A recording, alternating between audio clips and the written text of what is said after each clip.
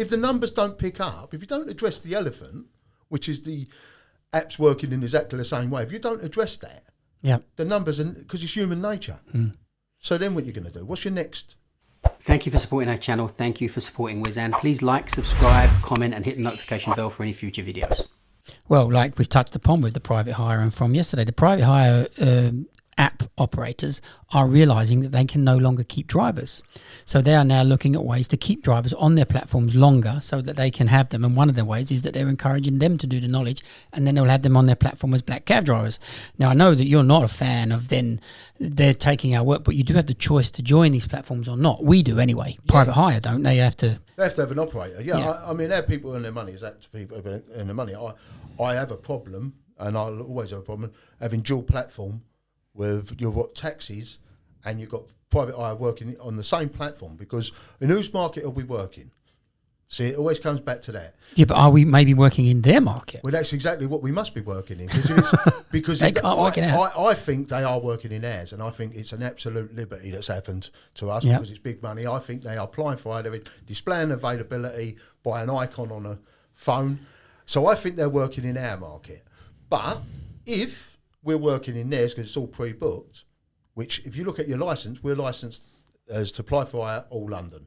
Or if you're in whatever you're doing a yellow badge, you're licensed to apply for hire in whatever your sector it is, right? That's what your licence says. So if we're working exactly the same on these apps with these private hire, then and we're working in their market, then we must be the most overqualified minicab drivers in the world.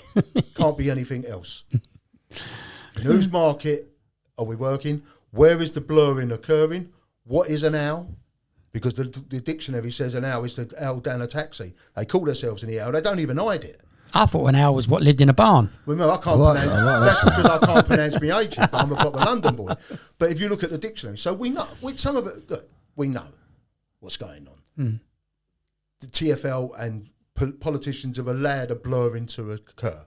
But if you don't sort something out, no matter what you do with the knowledge, it's never going to be enough. It just isn't. Yeah. With all the will in the world, it just isn't. So you really want to have a proper review and make sure that London's always got its high standard taxis, then you stop the blurring occurring. Blurring occurring. Twice you said it, and I love it. I like it, yeah. I'm going to use that. You stop them working like us. You build in, because if it's pre-booked, see TfL, I know a little bit about this because I've been to court with them a couple of times. A few times. But TfL are, and not just TfLs, the apps argue that it's pre-booked but immediate in nature. Now, I've only had a comprehensive school education, so I'm not the brightest, but how can you be pre-booked and immediate? They seem like an oxymoron. Well, I think the expression is an oxymoron. Yeah. Because how can you be pre-booked and immediate? It's not. It's just nonsense. It is nonsense, and that is. And I want the knowledge to thrive. Unpopular view. I'd like to see 50,000 taxi drivers and 10,000 minicabs. Of course, I would. Oh wow. Right. Well, yeah, that's quite radical. Yeah, but that's my. Or no minicabs. I said an unpopular view. I'd like to see the trade thriving. Yeah. I'd like to see. That's my personal view. Yeah. I'd like to see the trade thriving. Loads of people on the knowledge and more taxis than private hire. Of course I would, because I love the Hackney carriage trade. Obviously, a lot of drivers go, you're nuts, aren't you? Because if more drivers, our earnings will go down. But our earnings, we're challenging, we're competing with private hire in a market we wasn't and never supposed to be challenging. So earnings in real terms have gone down anyway, and we've got the apps determining what our earnings are, because it's undermining the meter. And another thing that drivers think, it's so great because I'll get a bonus for going a bonus. Or some people are now calling it you get a tip beforehand by accepting a job. It's a bribe. It's no other, but you're undermining the meter, because what happens eventually, and it must happen. If I'm out on a Saturday night, or my daughter who's out on a Saturday night and she can't get a taxi, you're driving past her because your app shows it's all red just down at the mall. You're driving past her in the Strand and she's putting her hand out taxi. So people say, oh yeah, you want a taxi, you got to get that app. And then you get that app, right? Yeah. So but what they're doing is they're undermining our meter. And so long term, when TfL want to talk about meters and that, well now, most of your work is coming from apps, and if it's pre-booked, not saying they are going to say that, but if it's pre-booked, then you're not publicly hired. So what you do, you've got an unfair commercial advantage being in bus lanes. So be careful what you wish for here, and be aware of what's really going on. And I like to think, you've one of your gentle criticisms of UCG is perhaps we're all like-minded and we all wrap around one another in a room and we all agree. Fools seldom geniuses always, and fools seldom differ. But we think that some of the things we point out are relevant, and it's like not a party political broadcast here, but ask yourself this: how can the two-tier remain viable if we're both working exactly the same? How can we justify having a purpose-built vehicle if we're working exactly the same? The knowledge of London, the vehicle we drive, and plying for hire are all intrinsically linked, and that is a UCG policy, and we stand by that, and we'll always stand by that.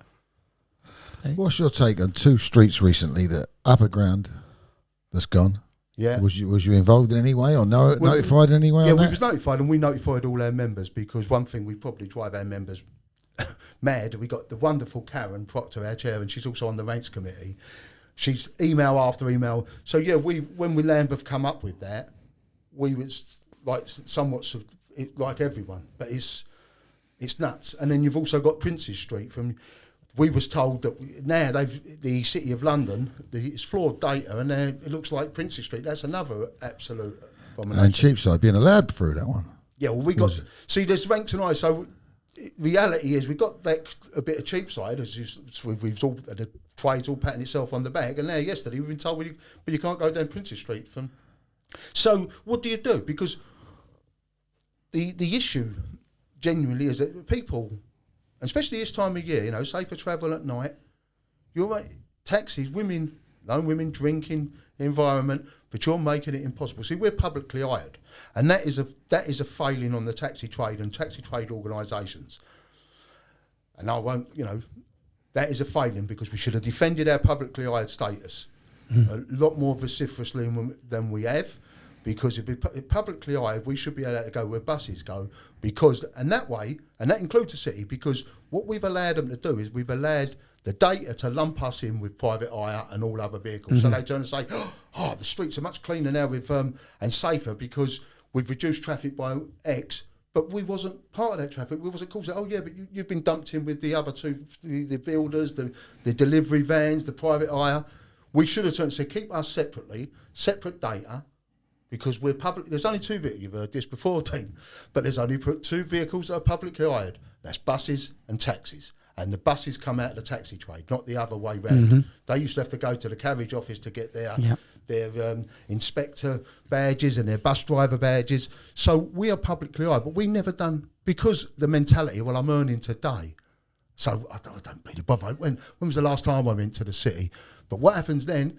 It's the city, then it becomes the West End, then it becomes, so then what? We're just going to be left with stations, and then you might think, this is the rantings of a conspiracy nut. But what happens in the days in the future when, and it's already starting to happen with this seamless transport, but you can book your train ticket and then you can book your private hire vehicle all in one. So what happens when it can become like America, can't it? The new wonderful Victoria Station, brought to you by Uber, brought to you by Ola, brought to you by Bolt. Yep. And all of a sudden we find ourselves written out of our own history, written out of our own city, because we didn't defend our own crown jewels. Yep. And if we're not prepared to defend ourselves, then we shouldn't be expecting other people to defend us. Yeah. We are the sort of men and women who have gone out, left the street door open, and then complained that we've been burgled. But it's all right, though, because we're not going to really make a big fuss as long as we make what we really want is we want the burglar to get the going rate off the fence at what he should get, because that's what we do. We clap the private hire. It's great they've got workers' rights. They're nicking our work. And we're clapping them home like they're heroes. You couldn't make this up. And everyone says the UCG are nutters. I have to question the sanity of some of the trade sometimes. Well, and for all not the the same knowledge, trade.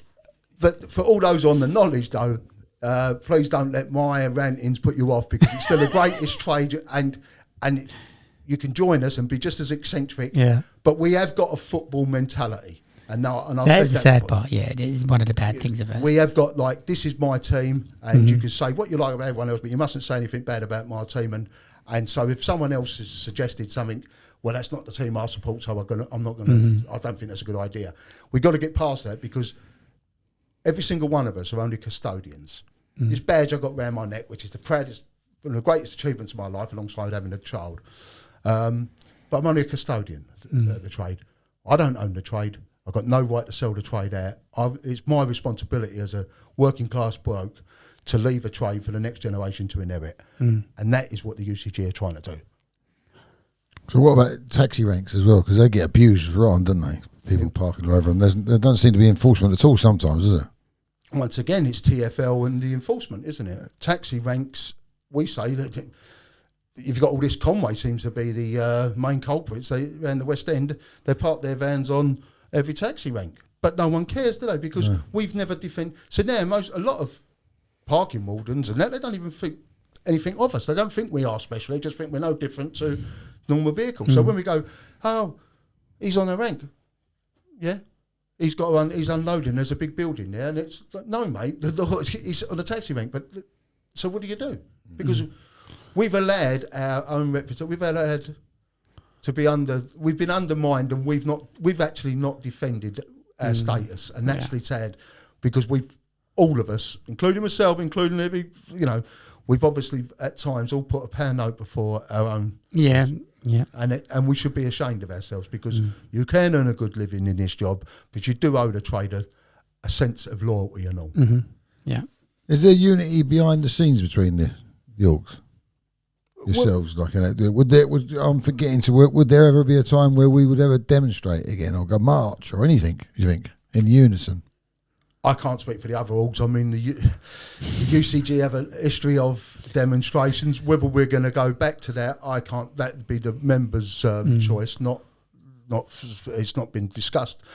But there is a lot of dispel some common myths. Look, we don't agree on everything, but I think what we have demonstrated in the last couple of years is that where there is agreement, we should focus and work together on that, because if we all care about our members, then we must be working together where there's a common interest, where there is a common goal. But everyone's got a different way of doing things, haven't they? Because we would, from a UCG, we're a bit more, maybe say, Dean would say militant, I'd say purist. Yeah, I'll say, go on, I'll change. Right? So we're a bit more purist. So we would say, don't argue that. You've got to argue that all taxis should be, we're applying for hire, But whereas other people saying, no, let's not get near the apply for, let's just turn to say we want a level playing field. So to me, I'd say level playing field assumes I do the same job, and I don't do the same job. So let's put that to one side. Let's not spend months, 6 months, a year arguing with one another. No, it's private hire. No, it's a level playing field. Let's just put that aside. What do we want then? Well, we want to stop this. We want this. We want that. So what we can focus on, that's what we should do. But it's like everything else. There's personalities involved. Yeah. Right? And we've all got egos. And I would say this, and I'm not criticising anyone else.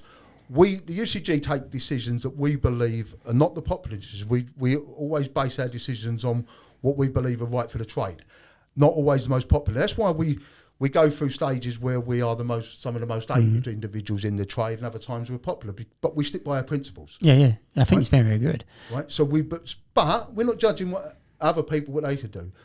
Do I think the trade should be more unified? I do. I don't think when we have got ever decreasing numbers, no one on the knowledge, but you've got 5 or was it 6 different representative bodies.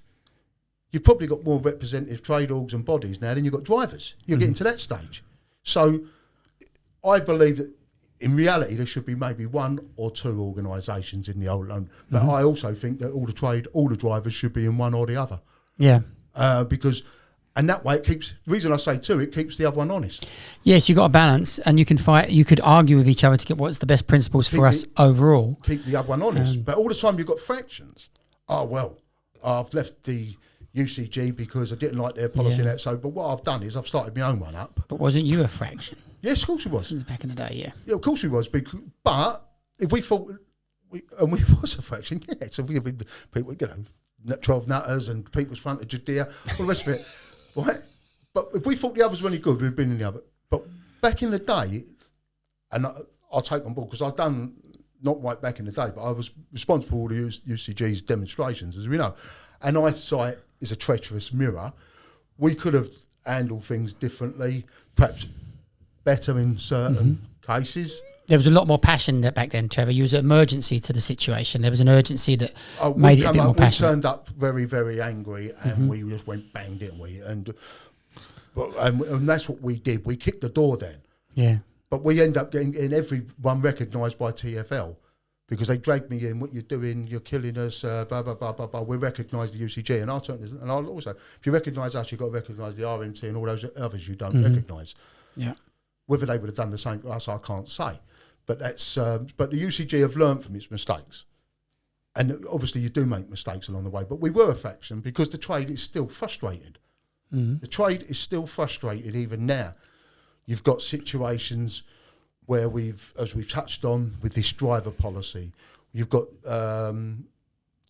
poor representation in a lot of things. We don't seem to be able to cohesively be able. Where's our influence? Why haven't? And, this sounds like it's easy to be an expert in hindsight, so I'm not digging anyone out. But for many years, the taxi trade's known, London taxi's known throughout the world. You ask anybody, what's that? And they go, a London taxi. They would know what it is. It's got all this respect, held in the highest esteem, best taxis in the world. You had a monopoly. And don't be ashamed of it, because you had a regulated monopoly. Where was your friends? What influence did you buy? So what Private Hire went and done, they went and lobbied and spent money on political parties to get themselves lobby to get us licensed, lobby because they want a piece of our pie. We've never really wanted their work. They want what we've always had. He's back as well. David Cameron's back as well. Isn't Yeah. He's just one with Uber, but they're worried. I know you said they're worried about. I don't see anything happening to you. Who knows? Trevor knows of anyone.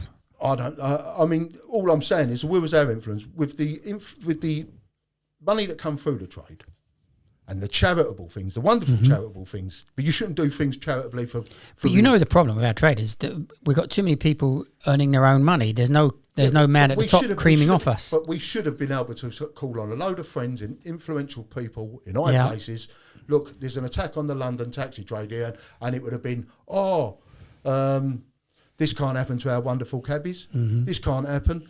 What we ended up with was good, because they've had it too good for too long. They don't go south of the river. Yeah, no one likes us. So I've had loads of arguments with people over social media in another life about south of the river. Considering I'm a South East Londoner, I do go south of the river. And so when you say taxis don't go south of the river, it used to be because of our tariff, and now it used to be you'd lose money. The bridge tolls as well, wasn't it? There's tolls on 3 or 4 of the bridges. So when these people quote, we've all had that, I don't go south. No, you ain't. You're just.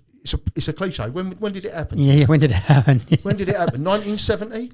Because the taxi trade, that all ended when Margaret Thatcher gave you your pay rise in 1979. So, and how old are you, love? I'm 42. Well, I don't think you're telling the truth then when you say we've all had it, we've refused. But we have been our own worst enemy. Yeah. We got some good things. I mean, look at that poppy cabs on Sunday. Yeah. You don't do it for praise. Look at the underprivileged kids. Yep. All that, the trade does so much.